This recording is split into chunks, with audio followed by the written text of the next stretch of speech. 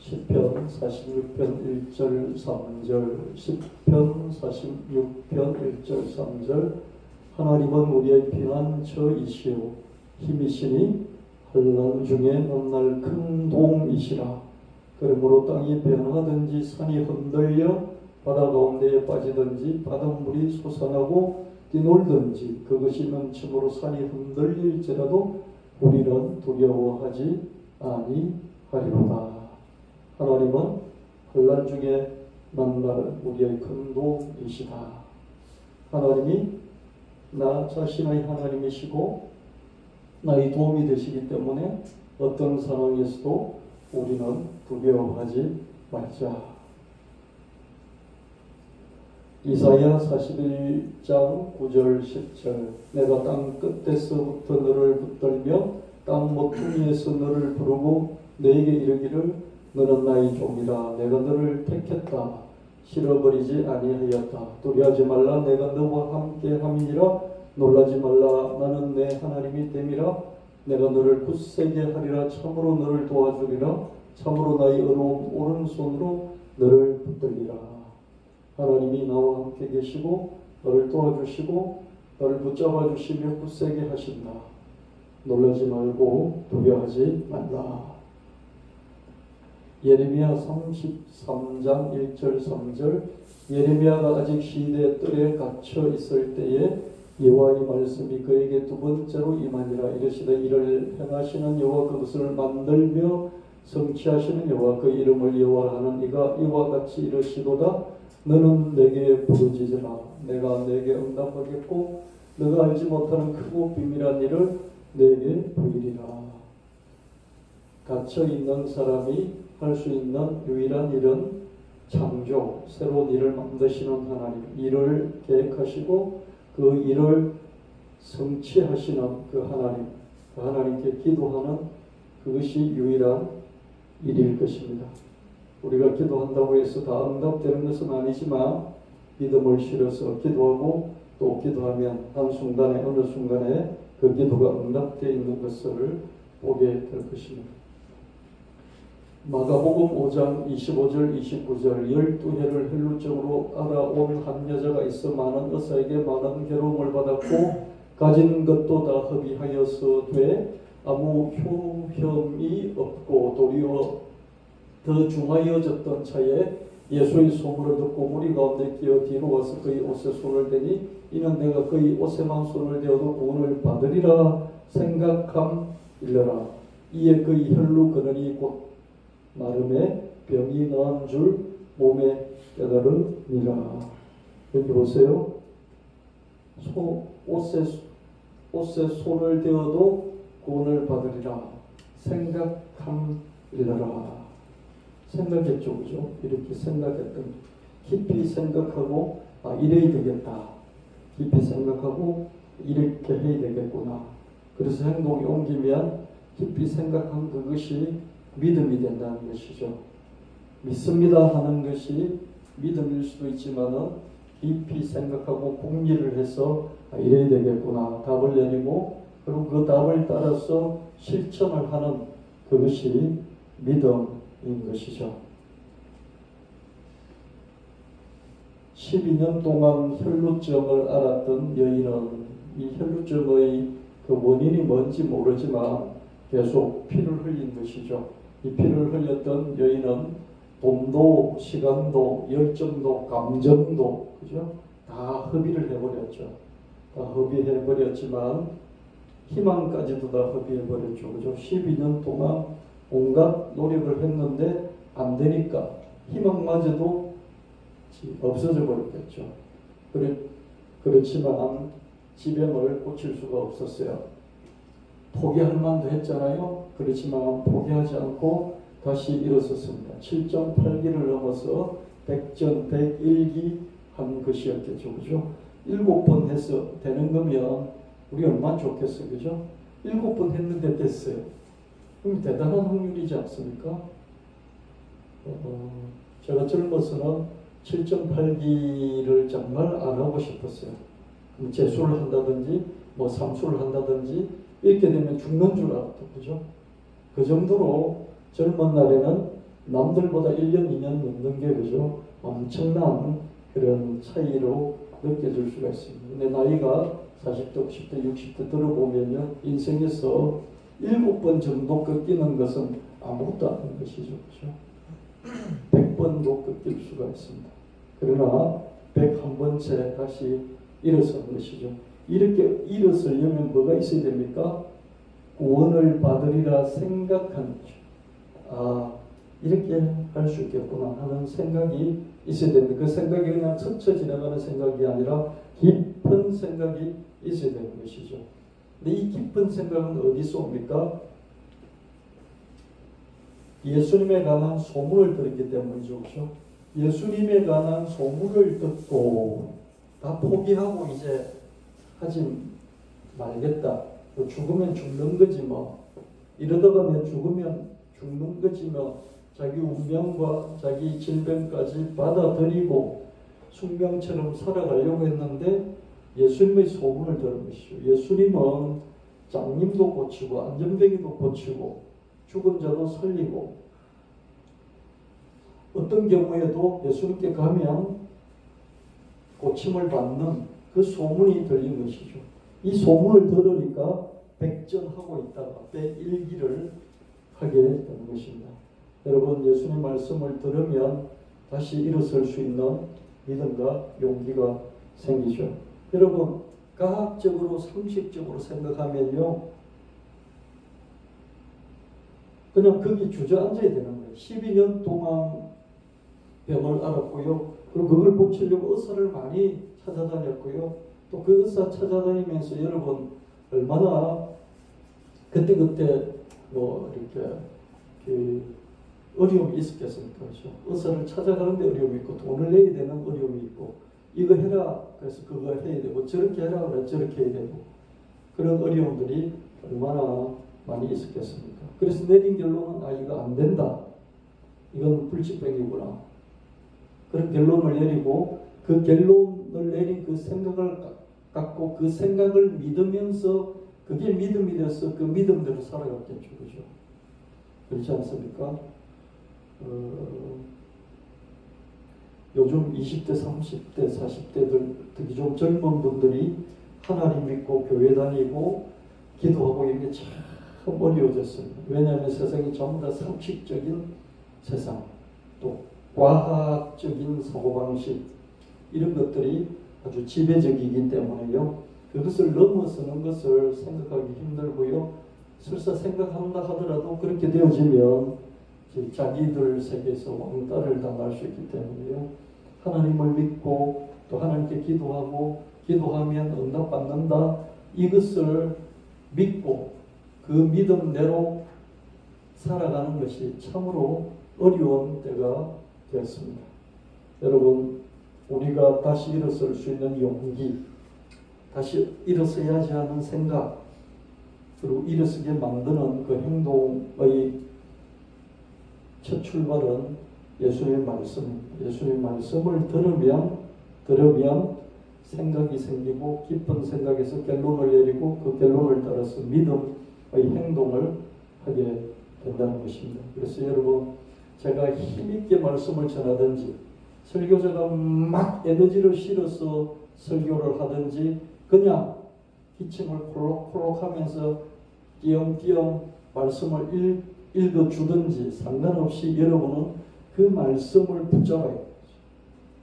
설교자의 그 에너지에 따라서 믿음이 생기고 에너지에 따라서 믿음이 안 생기고 그럼 그 말씀이 아니잖아요. 말씀 그 자체가 힘이 있는 거예요. 그래서 어떤 경우에든지 여러분은 말씀을 붙잡으면 돼요. 설교자를 붙잡는 게 아니라 설교자의 입을 통해서 나오는 하나님의 말씀을 붙잡으면 거기서 7.8기, 100전 101기 할 수 있는 그런 용기가 생기는 것입니다. 아멘. 말씀을 붙잡아요.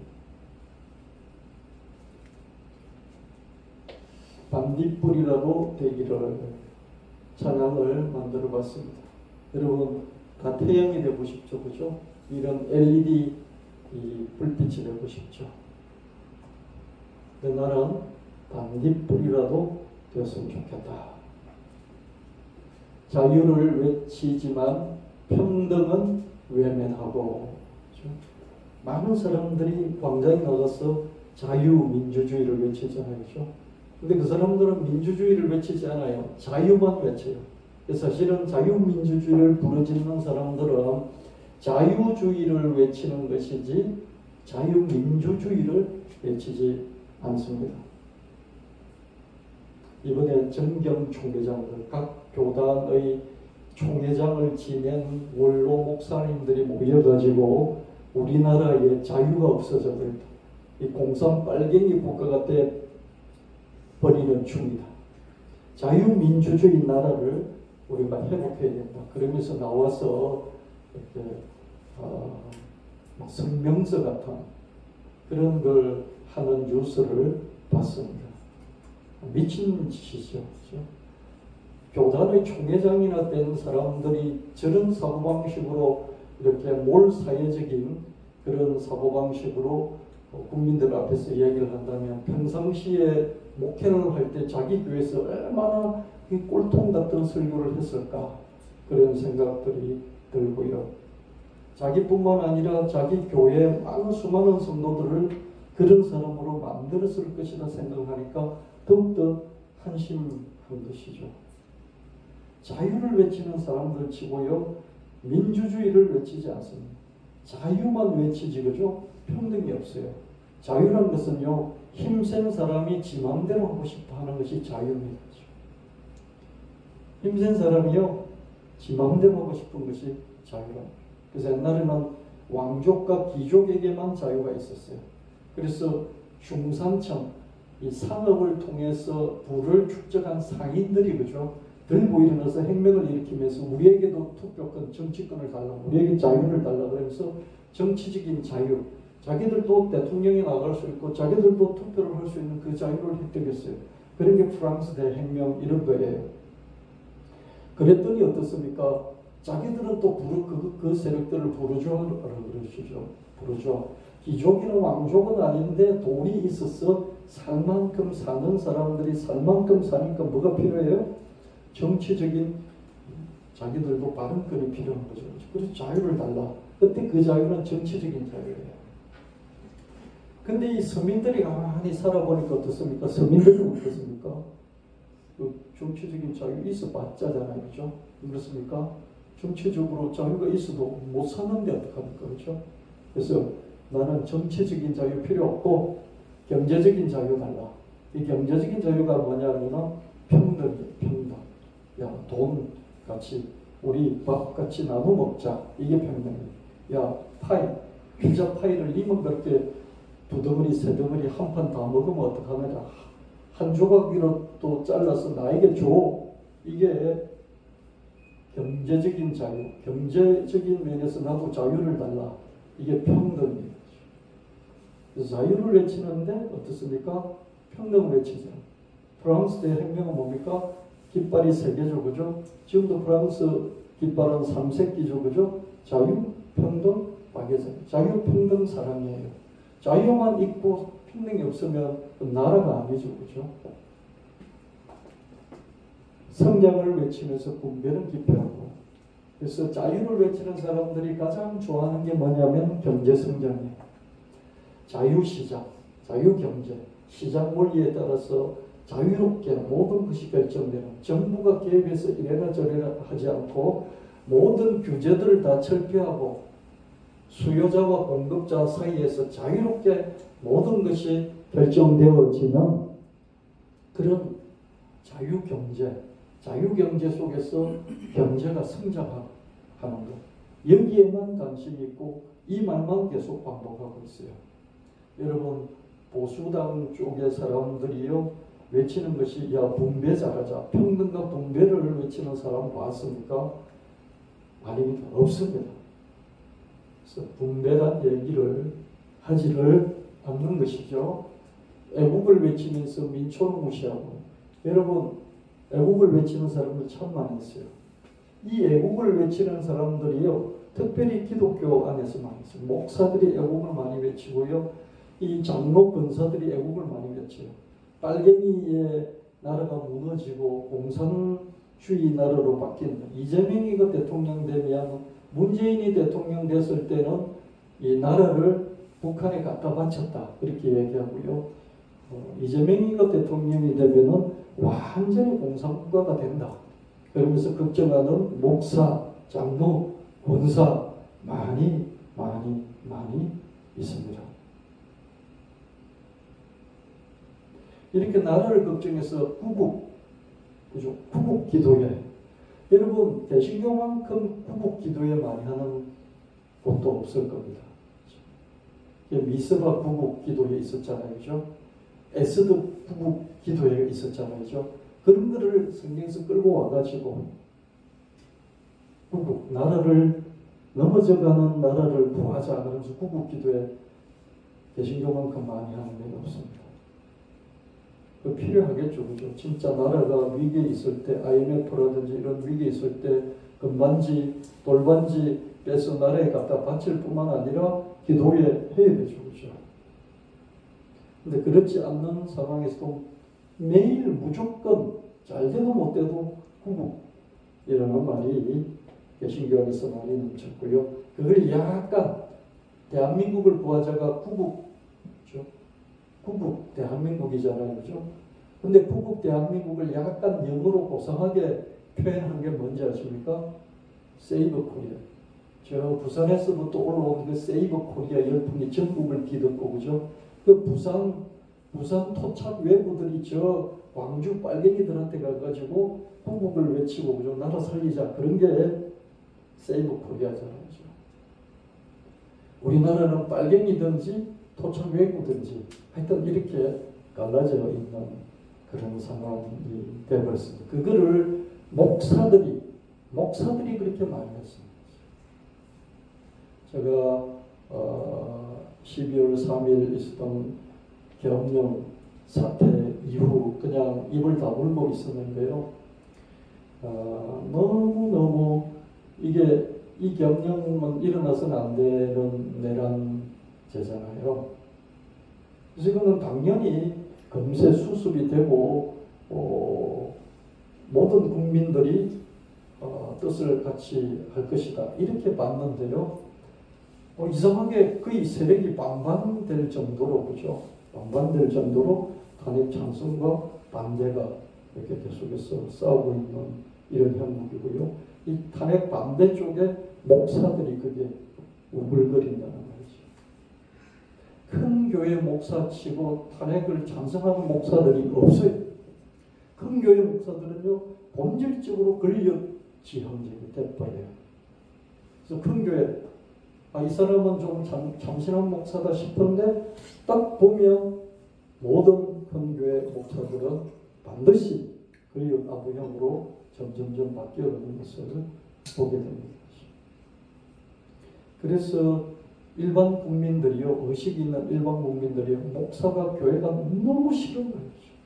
자기들의 평균적인 수준보다 훨씬 못한 이상한 놈들이 이 뱀처럼 다리를 털고 있는 곳이 이 교회라고 생각합니다. 애국을 외치는데 민초는 무시하는 거죠. 서민들은 무시하고 무조건 들고 나와가지고 태극기 흔들고 미국 성조기 흔들고 이스라엘 깃발 흔들면서 나라를 구하자 그렇게 하고 있습니다. 태극기를 흔들면서 태극기 흔드는 건 좋아요. 촛불에도 국민의 뜻이 있지 않습니까? 완전히 이 의도는 묵살하죠. 그러나 보십시오. 하나님은 희년법의 조석을 세우셨어요. 희년법은 뭐냐면 땅은 내 거다. 땅은 그리하지 말라. 토지 국유하는 거죠. 하나님의 마음은 뭐냐면, 뜻은 뭐냐면, 이 땅은 내가 만들어서 너에게 임시로 맡긴 거니까 이 토지를 사용할 수 있는 권리는 있지만 소유할 수 있는 권리는 없어. 이게 하나님의 희년법입니다. 레위기에 나타난 하나님의 희년법이 뭐냐면, 땅은 내 것이다. 땅은 내가 만들어서 너에게 경작하도록 준 것이니 너희는 사용권은 있고 소유권은 없다. 알았니? 만약에 남의 사용권을 너희가 돈으로 샀다면 50년 되는 해에 그걸 사용권을 돌려주라. 이게 뭡니까? 희년법이에요. 토지의 국유화와 토지의 사유 거래를 금지한 것이 뭡니까? 희년법이에요.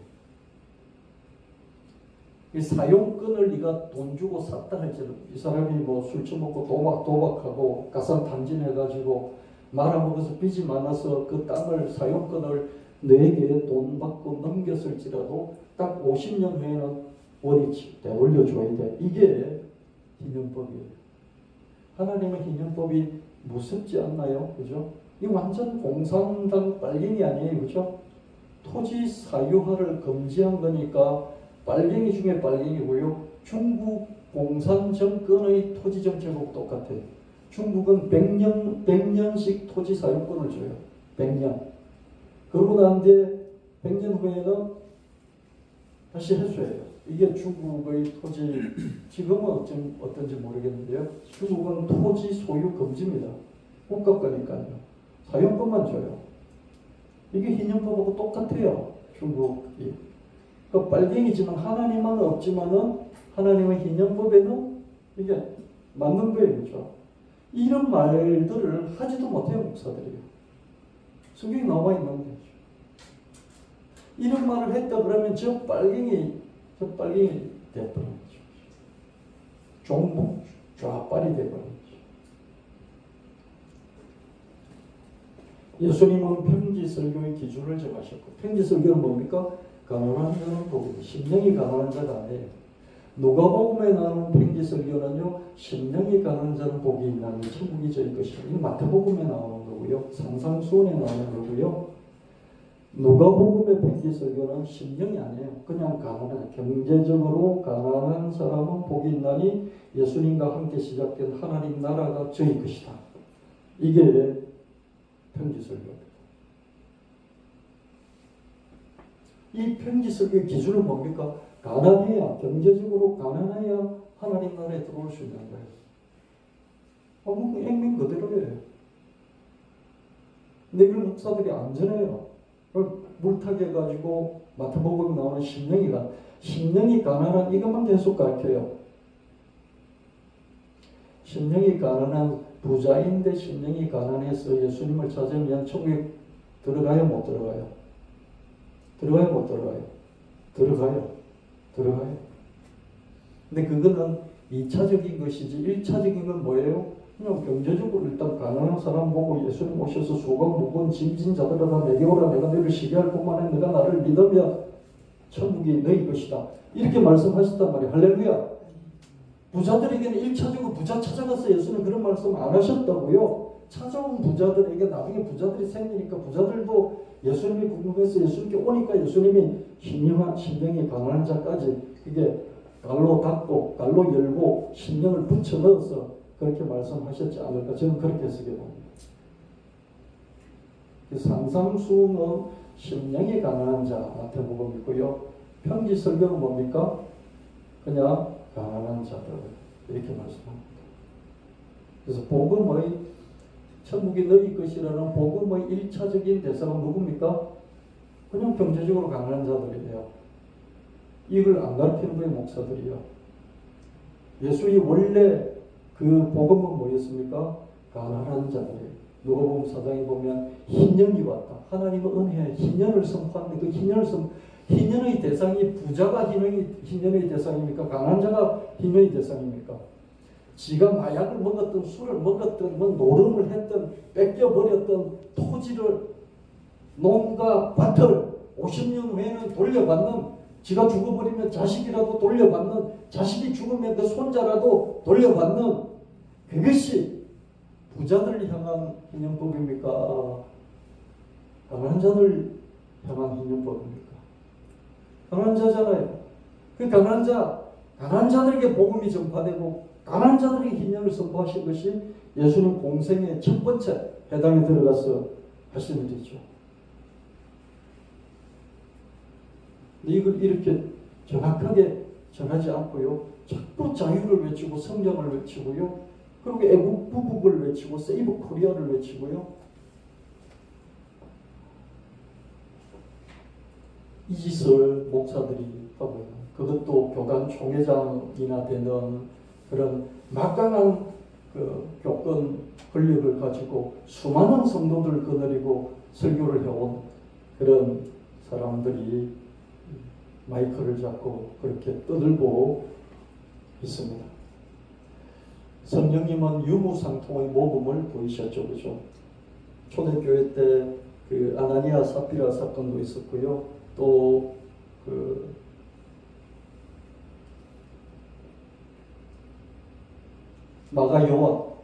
마가요한의 외삼촌 그 가정이 있죠. 마가요한 외삼촌의 가정이 좀 부자였죠, 그죠? 바나바는 땅을 팔아가지고 그걸 사도들이 발 앞에 두니까 그 판 돈이 예를 들어서 1억 원이라면 1억 원 가지고 어떻습니까?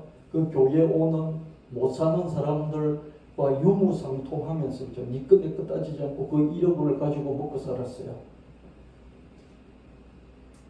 니 것 내 것 따지지 않고 그냥 요거는 교회 공동체의 헌금이니까 그거 가지고 분배해서 그때그때 필요를 채워나갔다는 거예요. 이게 유무상통이에요.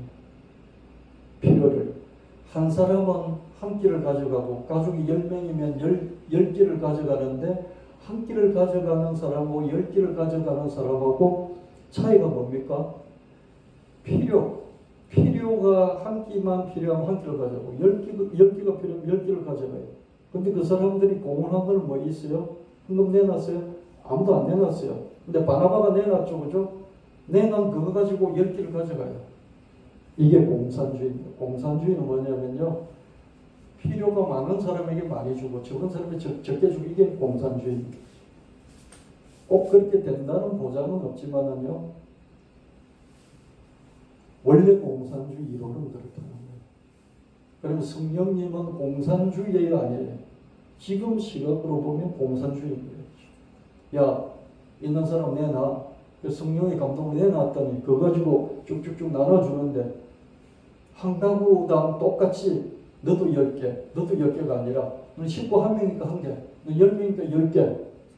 필요에 따라서 내가 교회를 위해서 더 헌신했는데 나는 하나 주고 너는 별로 한 것도 없이 그냥 오기만 했는데 10개를 가져가자.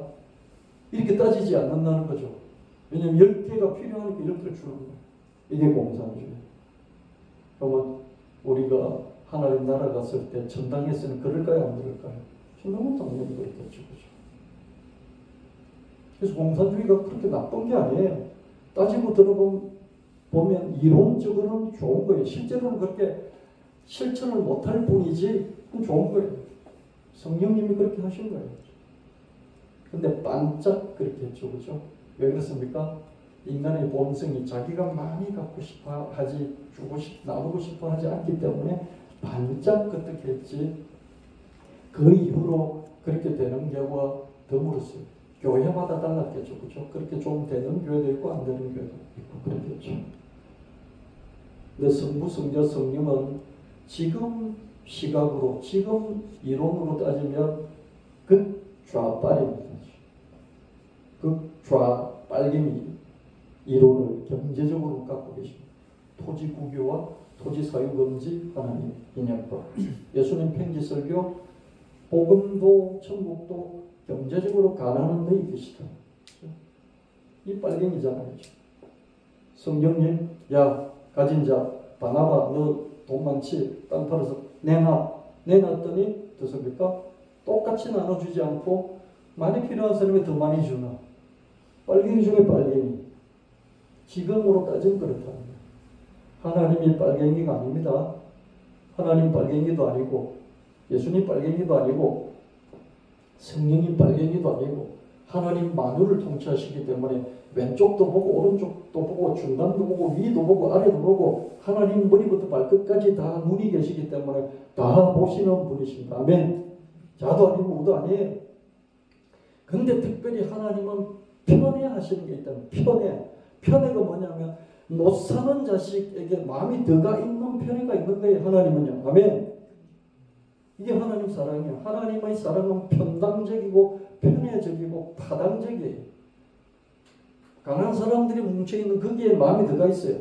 여러분 가난한 사람들이요 경우도 없고요 못 배우고요 못 배우니까 사회성도 떨어지고요 인간관계 맺을 줄도 모르고요. 결모도 바르지도 않고요.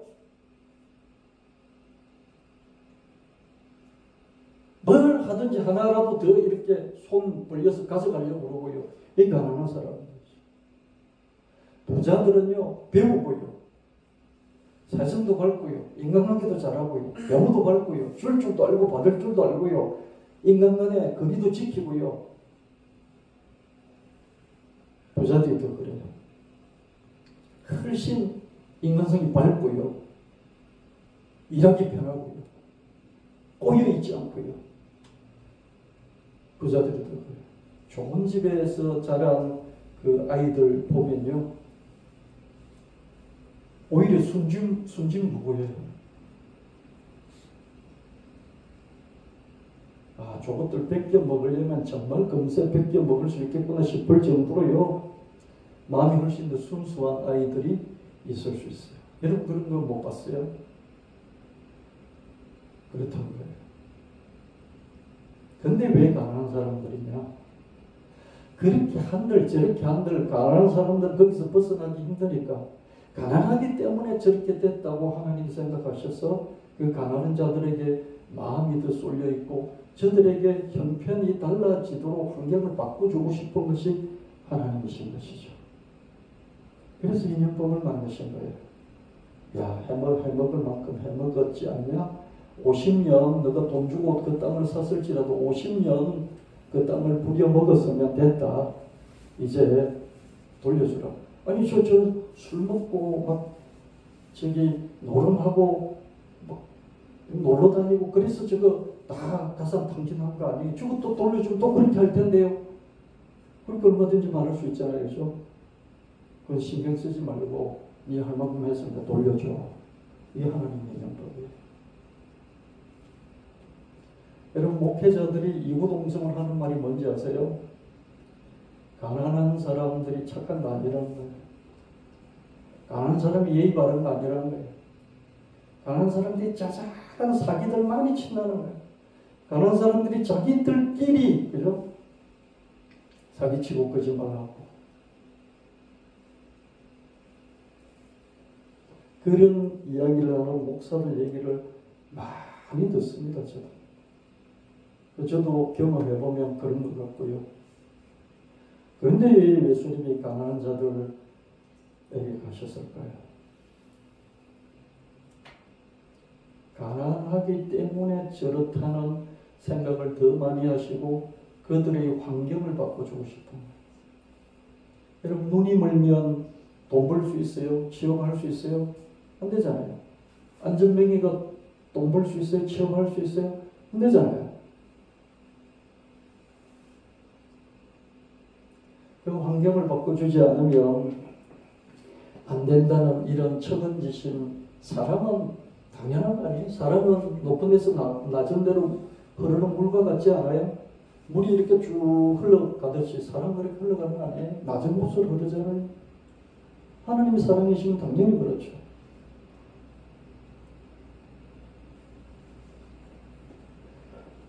그래서 하나님이 부자들이 싫다기보다는요.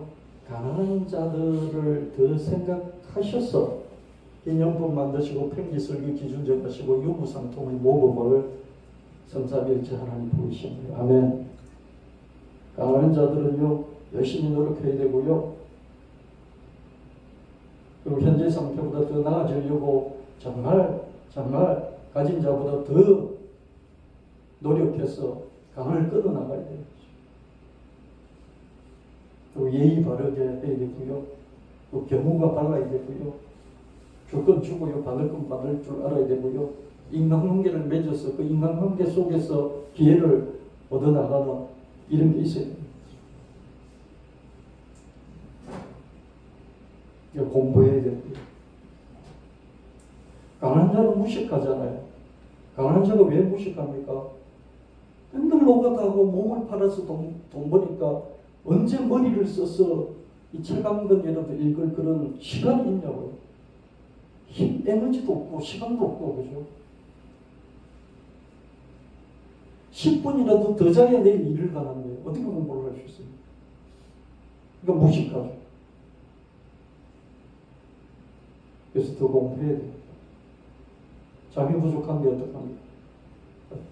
책 읽다가 자더라도 책을 읽고 공부를 하고 그렇게 해야 돼요.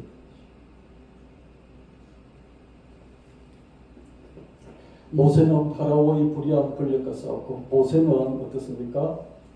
모세는 바로의 왕권과 싸웠습니다. 바로의 왕권은 뭡니까? 자기 백성들, 히브리 백성들을 계속 노예 상태로 그대로 두면서 착취하는, 그죠? 그게 바로의 불의한 권력이었죠. 엘리야는 아합의 부당한 권력과 싸웠죠. 아합은 이세벨을 왕비로 맞이해서 이세벨이 섬기던 그런 바알, 아세라 신을 온 나라에 다 섬기도록 그렇게 만들었잖아요. 그 권력과 엘리야는 싸웠습니다. 여러분, 우리나라가 윤석열 들어오고 나서 어떻게 됐습니까? 무슨 법산이 무슨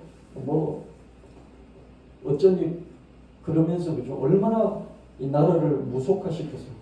무당들하고 이렇게 접촉하는 그렇게 수도 없이 드러났잖아요. 소 가죽을 벗겨서 이렇게 5대 명산을 돌아다니면서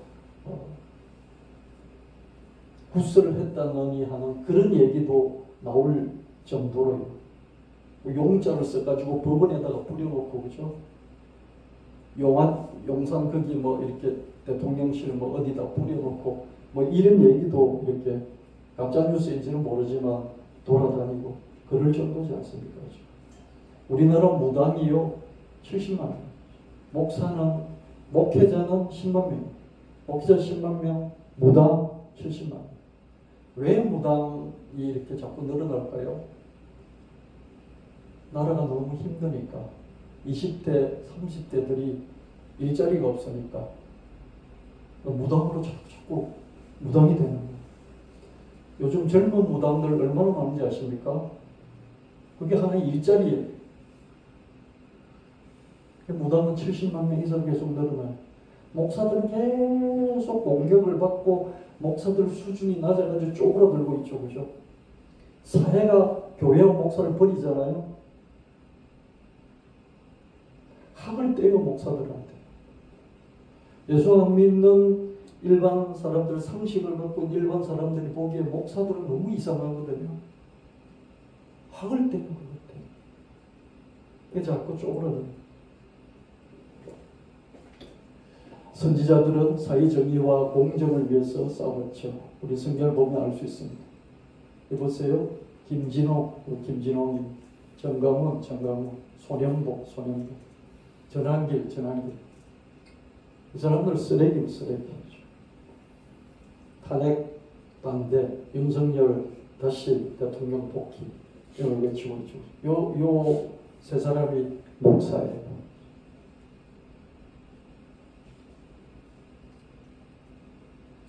손영복, 정강훈보다 더 유용하다.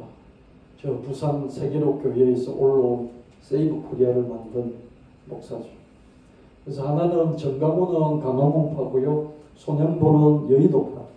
그래서 둘이 처음에 탄핵 반대 같이 이렇게 힘을 모으다가요, 정강훈은 강화문에서, 손영복은 여의도에서 둘이 갈라서 서로 알력이 생겨가지고. 근데 여기에 손영복 쪽에 전한길이 붙었죠. 그죠? 정강훈을 방치한 한국교회는 테러리즘을 부추긴다. 테러리즘을 부추긴다는 뭐예요? 정강훈 밑에서 이거 훈련받고 또 거기서 특임 전도사, 신학교를 나오지도 않아도 그냥 전도사 임명해서 전도사 되는 사람들이 법원에 들어가서 법원을 부숴버리는 이런 일이 생기죠. 그 부 쪽이 정강훈파하고 손영복파하고 둘이 나눠져 있고요. 우리 종교인들, 정상적인 사고방식을 하는 종교인들은 정강훈을 비롯한 내란 봉조 세력의 구속을 원한다. 정강훈을 구속하라. 이런 성명을 발표하기도 하고요. 또 한국 교회에서 좀 상식이 통하는 그런 목사들도 있거든요. 이런 목사들은 정강훈과 소년부하고 이렇게 선을 그어서 손절하는 이런 제정신이 있는 목사들은 전부 다 손절하는 거죠.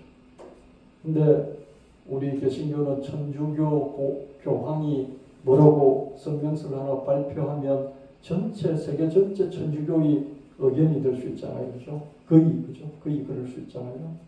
근데 우리는 어떻습니까? 뭐 이렇게 뭐 예수교 장로회 어느 한 교단에서 발표했다 치더라도 그런 교단이 수십 개, 수백 개가 되니까 어떻습니까? 말해봤자 공동의 의견이 아닙니다. 그래서 정강훈 소년보는 전체 교계의 세력에 비하면 크지 않습니다. 그럼에도 불구하고 저 두 사람이 한국 교계를 대표하는 것처럼 느껴지는 이유가 뭘까요?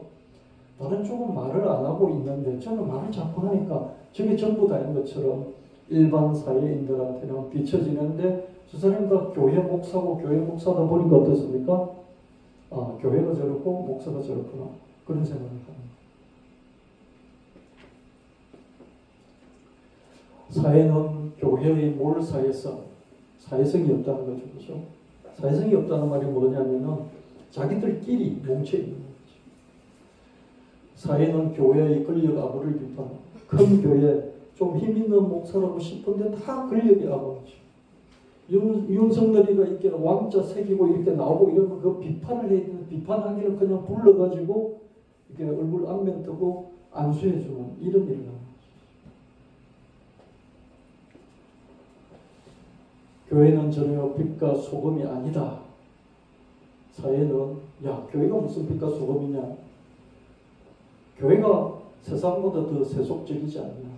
너희들이 이렇게 뭐 돈 좋아하고 권력 아부하고 그런 거 보니까 우리보다도 사회인보다 더해. 이러는 거죠. 교회가 주님의 몸이라고 교회는 자부를 하잖아요. 그렇지만 가장 먼저 교회 너희들 안에 있는 어둠과 부패를 청산하기를 빛이 못되지만 반딧불이라도 되기를. 뭐 무슨 빛 소금까지 가면 반딧불이라도 되라. 소금이 못되지만 땀방울이라도 되기를. 여러분 저 빛하고 반딧불은 좀 관련이 있을지 모르지만 소금하고 땀방울이 뭔 관계가 있을까? 제가 단어를 생각하다가요. 땀을 많이 흘리면 땀에서 이 소금기가 빼어나와서 짭짤하잖아요. 그렇죠? 그래서 이런 땀이 흘려서 열심히 일하고 뭔가 발휘하려고 노력하는 그 그리스도인의 모습에서 거기서 이 땀에서 나는 짠맛 그것이라도 사회에서 느낄 수 있었으면 좋겠다. 뭐 이런 얘기죠. 부와 권력을 떠받들지 말고 더 낮은 곳으로 내려가기를 더 낮은 곳으로 내려가기를. 제가 개업 이후의 사태를 보기만 하고 나 아니라도 떠드는 사람이 너무 많고 시끄럽기 때문에 잠잠히 있다가 이게 그냥 상식적으로 해결될 것 같았는데 이 세력이 거의 반반이죠. 탄핵 반대하고 탄핵 찬성이 거의 반반 정도 될 정도로 나라가 엉망진창이 되어 있는 걸 보면서요. 이렇게 제가 찬양을 하나 만들어봤습니다. 이 찬양은 계속해서 우리나라의 현실을 이렇게 비춰주는 그런 그걸과 같은 역할을 하게 될 것입니다. 지난주 했던 건데 내 손을 꼭 잡아주세요. 이렇게 해서 안 되면 우리가 저렇게 하고 저렇게 해서 안 되면 또다시 하고 7.8리 해도 안 되고 그러면 어떻게 해야 됩니까? 세월이 흐르고 심신은 고갈되고 내게절 떠난 사람도 생기고 여기저기 부상자도 생기고 하나 둘 사상자도 있어요. 구하면 없고 두드리면 열린다던데 설마 주님이 강남에 가 계시고 여기 우리 시흥시에는 없습니까? 사람 차별을 합니까? 큰 교회가 있고 작은 교회는 오지 않습니까? 부하고 가난한 사람들과 함께 하시나요? 가난하고 약한 사람 어찌 살라고요? 실제로 예수님은 가난한 자는 복이 있는 천국이 너희 것이라고 했는데 천국이 가난한 자의 것입니까? 주님? 이렇게 질문하는 것이죠. 자영업자 작년에요 73% 매출이 감소하고요 43%는 장사 접고 싶다. 3년 안에 장사 그만둘 것이다. 매출이 12%, 순이익이 13%, 작년에 그렇게 평균입니다. 그보다 훨씬 더 많이 줄었겠죠, 그죠? 5년간 자영업자는 대출 받아서 연체액이 5년 동안 4배나 늘어났는데요. 대기업은 연체가 더 줄어들었죠. 양극화가 참으로 심각한 것을 볼 수 있습니다. 다시 구하고 두드리면 될까요? 너무 물이 와서 돌아갈 수도 없어요. 끝날 때까지는 끝난 게 아닐까요? 100번 넘어져도 101번 일어날까요? 이래도 안 되고 저래도 안 되고 내 곁을 떠나는 사람도 있고 여기저기 부상자도 생기고 하나둘 사상자도 있는데 주님은 도대체 어디서 뭘 하고 계십니까?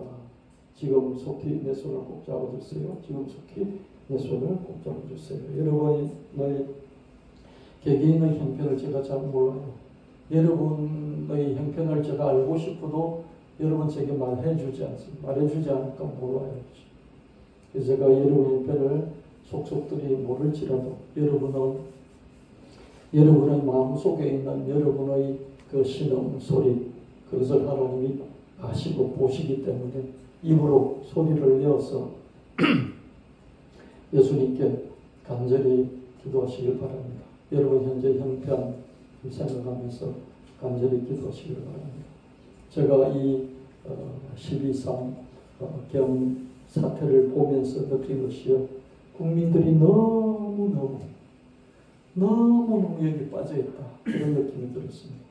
내일 죽을 사람도 여기 빠져있다. 80대 노인도 90대 노인도 여기 텔레비전 틀어보고 이 뉴스 듣고 막 거기에 흥분하고 있어요. 자기들이 죽을 줄 모르고.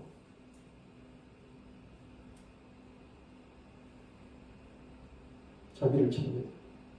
제가 글을 올렸어요. 탄핵 반대든 찬성이든 결국 보면 지 하고 싶은 것을 찬성하는 거다. 그런 글을 올렸더니 제가 야단을 좀 맞았습니다. 요즘 같은 시대에 이런 글을 올린다고 야단을 맞았어요. 제가 목회자적인 관점에서 지 죽을 줄 모르고 지가 내일 당할 일 모르고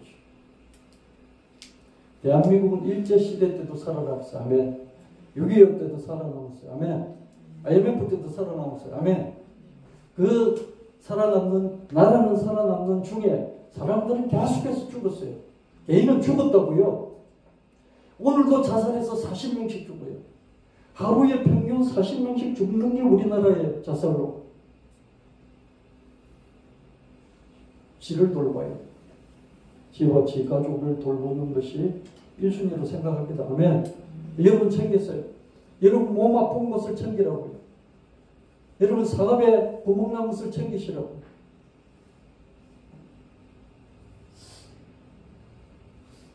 나에게 지금 무슨 문제가 있을까를 더 한 번 더 돌아보시기 바랍니다. 하나님 내 손을 붙잡아 주세요. 그래서 오늘 하루 여러분이 여러분 자신 한번 챙겨보나. 헬루증 여인이 12년 동안 앓다가 다 안 됐어요. 그래서 포기하려고 했는데 예수님의 소문을 딱 들으니까 희망이 생기고 믿음이 생기고 이렇게 하면 되겠구나. 내가 가도 사람들이 내가 피 흘린다고. 피 흘리는 사람은 사회적으로 왕따를 시켰죠. 혼자 격리돼서 살아야 되잖아요. 그렇죠? 문둥병이라든지 이런 피를 흘리는 병은요. 격리해서 같이 살 수 없어요. 가족이요. 동네 사람이요. 따로 외딴 곳에 저기 컨테이너 안에 살든지 무슨 비닐하우스 살든지 그렇게 해야 된다고요. 사람들 앞에 대중 앞에 나타날 수도 없는 내가 몰래 뒤로 가가지고 예수님 옷을 뒤에서 살짝 만지면 아무도 모르겠지.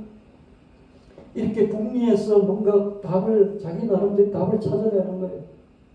답을 찾아내고 이렇게 하면 되겠구나 그러면서 믿음과 용기를 갖고 그렇게 했단 말이에요. 이렇게 하나님의 말씀을 붙들고 하나님의 말씀을 어떻게 다 붙들어요? 여러분 하나님의 말씀 중에 하나만 딱 붙들려고 그러면 뭘 붙들겠어요? 하나만. 여러분 인생에서 불러야 될 노래 18번이 여러 개입니까? 18번은 하나잖아요. 18번 노래. 하나랑 뭘 선택하겠습니까? 예수님 하는 말씀이 있어요. 근데 지금 현재 여러분에게 가장 맞는 그 말씀 하나를 붙잡으라고요. 그 말씀 붙잡고 내가 이렇게 하면 되겠구나. 그럴 수 있어요. 아멘. 주님께 좀 더 간절해지는 여러분 되시기를 예수님 축원합니다. 현재에서 벗어나 가난이 가난이 무슨 자랑 아니에요. 무식한 것이 자랑이 아니라.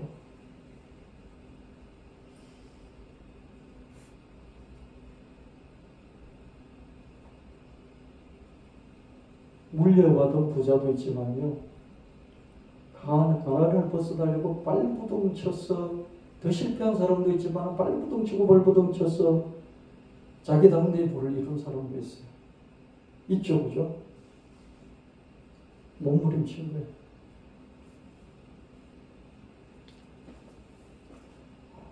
마지막으로요, 나 자신을 위한 기도. 나도 열심히 늘 일하지요, 그죠? 그렇지만 이거 가지고 부족한 걸 많이 느끼죠. 내 대신 기도가 더 일을 합니다. 먼저 기도 내용을 정해야 돼요. 기도 내용을 정하려면 어떻게 됩니까? 수로보니게 여인처럼요, 또 힐루증 여인처럼요, 곰곰이 생각하는 거죠. 예수님 모든 말씀 중에서 18번 내가 딱 이거 하나 붙들고 기도하겠다. 그래서 어려운 형편이 있는 사람들이 가장 좋아하는 말씀이 이사야 41장 10절이죠. 그죠? 두려워 말라, 놀라지 말라. 내가 너와 함께함이라. 나는 너희 하나님이라. 내 오른손으로 너를 붙들어 주겠다. 두려워하지 말라. 이 말씀을 많이 좋아하죠. 이런 말씀을 붙잡든지 18번 말씀 하나를 붙잡고 거기서 어떻게 해야 되겠다 곰곰이 생각하고 답을 찾고 또 그걸 붙들고 주님 앞에 나아가는 거죠. 예수님 뒤로 가서 이렇게 딱 잡으면 되겠다라고 생각했던 그 혈증 여인처럼 내가 이걸 붙들고 주님께 이렇게 기도하면 되겠다. 그래서 그 방법을 말씀드립니다. 기도 내용을 정하고 앉아서 기도할 때도 있고요. 그럴 시간이 없으면 걸으면서 기도하고요. 걸으면서 기도할 시간도 없으면 일하면서 기도할 수 있어요? 없어요? 있어요. 18번 기도 제목을 정해놓고 나면 어떻습니까? 그냥 딱 한마디 마음속에 1초면 기도할 수 있어요. 일하다가도 자판기 두드리다가도 1초면 그죠? 주님 그러면 돼요. 주님 그 시기 그러면 되잖아요. 1초도 안 걸려요. 근데 이 기도 왜 못합니까? 짬짬이 기도를 올립니다. 기도는 주님을 초청하는 것, 기도는 주님께 요청하는 것, 기도는 돌파구이자 대책이고, 기도는 지름길이자 전략이고, 기도는 호석이자 경영이고, 기도는 적금이자 미래이고, 기도는 응답이자 행복이고, 위기시 급하게 기도하고 평상시 차분하게 기도하고 언제든 틈틈이 기도하죠. 위기시에는 더 급하게 기도하죠. 기도원에도 가는 거죠. 위기시에. 평상시에는 차분히 기도하고 언제든지 틈틈이. 설교를 들으면서도 기도할 수 있어요. 여러분, 우리 멀티플레이가 가능하잖아요. 귀로 듣고 마음으로 생각하고 머리로 분주히 생각을 돌리면서 주님께 기도할 수 있어요. 못할 게 없어요.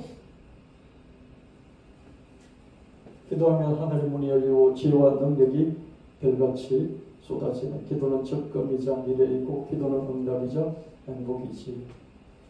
찬양을 들어보도록 하겠습니다.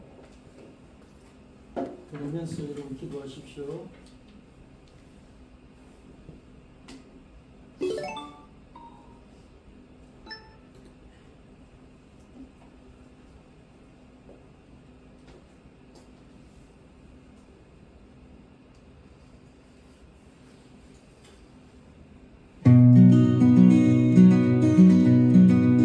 자유를 외치면서 병드는 외면하고 성장을 외치면서 분배는 기피하고 애국을 외치면서 민초는 무시하고 태극기를 흔들면서 촛불은 묵살하네. 하나님은 희년법에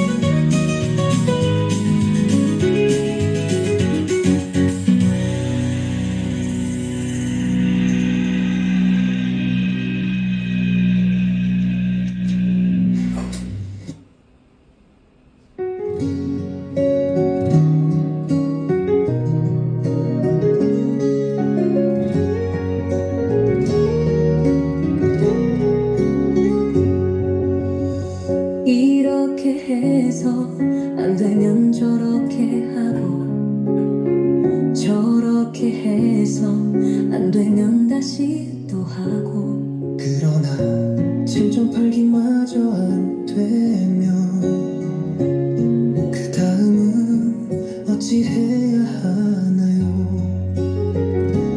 세월이 흐르고 숨쉬는 고갈되고 내 곁을 떠나는 사람도 있고 여기 저기 부상자도 생기고 하나 둘 사상자도 있어요. 구하면 얻고 두드리면 열린다던데 설마 주님도 사람을 차별하시나요? 부하고 가난 사람들과 함께 하시나요? 가난하고 약한 사람들은 어찌 살라고요?